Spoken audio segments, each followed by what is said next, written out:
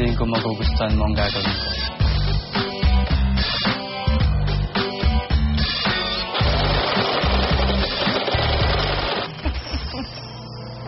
Ano bang naisip mo at nag-propose ka? Don't you believe me? I'd love you all my life. Alam mo, nakakagulat ka. For you to say na mahal mo ko. Natatandaan mo pa ba yung ginawa mo sa akin? You left me. Just like that. Siguro kung hindi ka umalis, baka natutunan pa kitang mahalin. Ang higit pa sa kaibigan.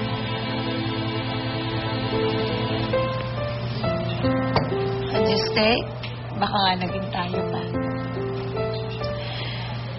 But it's too late now. You know why?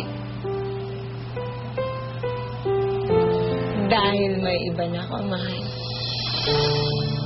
Nakareserba na yung puso ko. Can't you give me another chance?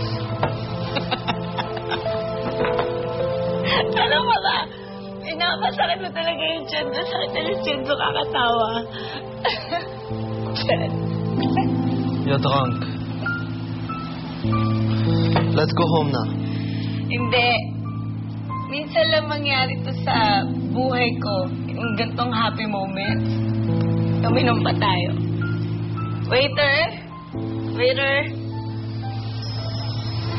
Inom pa! Chad.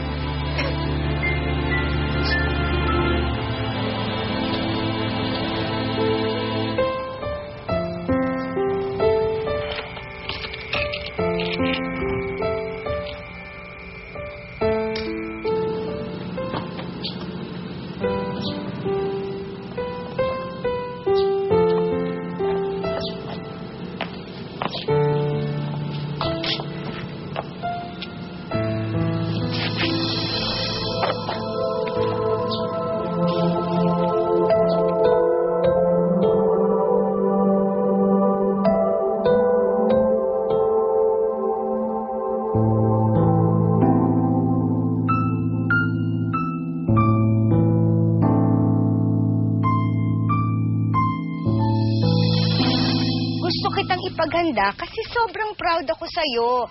At saka, regalo na rin namin yun ng tatay mo at ng kuya mo sa'yo. Kasi nag-aral ka ng mabuti. Tapos nakapasa ka pa dun sa scholarship sa Amerika. At higit sa lahat, hindi ka naglandi katulad ng mga iba dyan.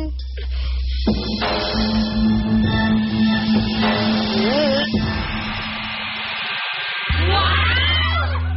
Ang ganda-ganda mo naman, girl! Wagi! Ano kaya ang itsura ni Hilda? Hindi ko ma-imagine ang demonita yun suot ang costume sa isang luwag party. Gagraduate ang anak mo, hindi ikakasal. Nagdududuwa lang anak natin. Excited lang yon dahil doon sa i-deliver niyang valedictory address. May story na ako. Ibang kutuba ng isang ina. Napatawag ko kayo ni Ma'am Rochelle. Dali, tignan natin kung ano itsura. Dali! Magdala kayo ng camera, bilis! Ay! Congratulations! Wow! Nagkatama yun na! Kaya na tayo, kaya na tayo.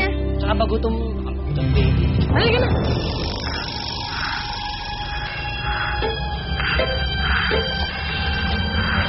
Anong ibig mong sabihin, Jack, ha?